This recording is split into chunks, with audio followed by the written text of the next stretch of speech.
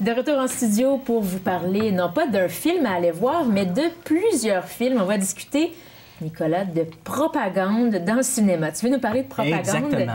À travers de plusieurs films américains? C'est ça, parce que bon, ces temps-ci, l'été arrive bientôt, donc qu'est-ce que ça veut dire? Les gros blockbusters vont arriver. Il y a Iron Man qui commence bientôt. On a eu, il y a quelques semaines, Olympus Has Fallen, les terroristes qui entrent dans la Maison-Blanche et qui kidnappent le président américain. Mais tous ces films-là, tout ce genre de films-là, la plupart ont de l'aide du gouvernement américain.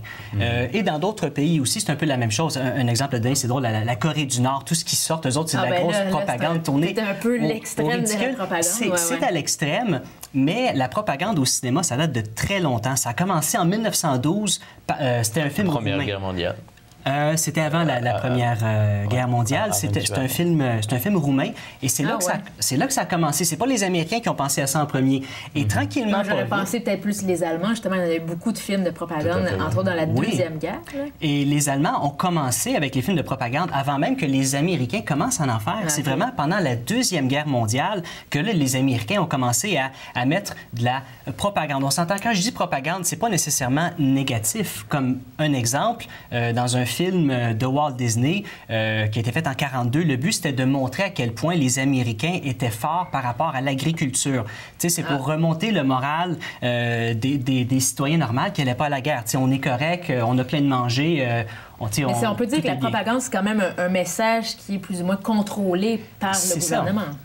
C'est ça. Et ce qui s'est passé, c'est que comment est-ce que Hollywood et le système hollywoodien ont commencé à embarquer justement avec l'armée? Bien, ça a commencé pendant la Deuxième Guerre, quand justement les studios avaient besoin de choses pour tourner. Admettons, il y avait besoin d'un tank. Ça coûte cher aller acheter un tank pour les besoins d'un tournage. Et c'est là qu'il y a eu un lien qui s'est tissé. L'armée américaine prête de l'équipement aux studios américains pour faire des films. C'est donnant-donnant. C'est ça, c'est donnant-donnant. C'est ça, le propos du film va être un peu contrôlé, on peut s'imaginer par je te dirais, pouvoir détruire l'armée américaine. Plus que contrôlé. Ouais. Ce qui se passe, c'est qu'au tout début, c'était très clair, la Deuxième Guerre mondiale, les Allemands, c'est les méchants, les Américains, les Alliés, c'est les bons. OK, ça avait un sens. Mais là, tranquillement, pas vite, il a commencé à en avoir un petit peu plus. Et là, pendant la guerre du Vietnam, bien là, les Américains ont commencé à croire de moins en moins en tout ça, avec des films comme Platoon qui est sorti, avec des films comme Full Metal Jacket. Et là, tout à coup, qu'est-ce que les studios ont décidé de faire? C'est vraiment d'aller chercher même des soldats dans leurs films pour faire... parce que certains soldats de l'armée, des vrais soldats, on peut les voir dans le background. Et l'armée américaine, je donne un exemple, le film Top Gun en 86, c'est l'armée américaine qui a grandement... financer ça. Il y a beaucoup de films qui sont tournés dans des bases américaines. Et le but de tout ça, c'est pas compliqué.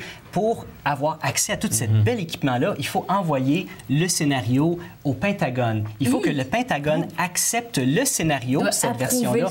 Exactement. Et c'est pas compliqué. Il faut que, regarde, dans Top Gun, il y a aucun soldat qui revient traumatisé par la guerre. Tout le monde est content. Tout le monde est correct. Tout le monde est correct. Et même qu'avant que le film... Ils ne montrent pas la réalité comme elle est. Et des fois, c'est fait de manière subtile. Hein. On ne démontre pas explicitement ce qui se passe vraiment. Et aussi, on a cette perception toujours dans les films américains. Les Américains, c'est les bons et le reste du monde, c'est les tout à fait. Même que d'autant plus là, dans les dernières années. Là, encore plus c'est des scripteurs aussi. C'est des gens dans le Pentagone qui se disent « Ah, mais cette phrase-là... Oui, tout à fait. C'est que quand la première version de scénario est envoyée au Pentagone, bon, c'est eux qui l'acceptent. Ils peuvent demander des changements, mais quand le film est terminé aussi, avant que le film soit présenté en quelque part, ils doivent absolument le présenter au Pentagone pour qu'il y ait certains changements. Et même que, je reviens à l'exemple du film Top Gun, quand le film est sorti, il y avait des recruteurs de l'armée qui se tenaient dans certains cinémas aux États-Unis. Et justement, les gens, ça a grimpé en flèche le nombre de personnes qui sont embarquées dans l'armée. Et après avoir vu le film, dire « Ah oui, c'est mon rêve. » Et à partir de ce moment-là, les studios... C'est une fausse perception. C'est ça. Les studios et Hollywood sont vraiment tenus main dans la main. Et le plus gros film où il y a eu le plus d'aide de l'armée américaine, devinez c'est quoi? Ça a été fait il n'y a pas très, très long en plus.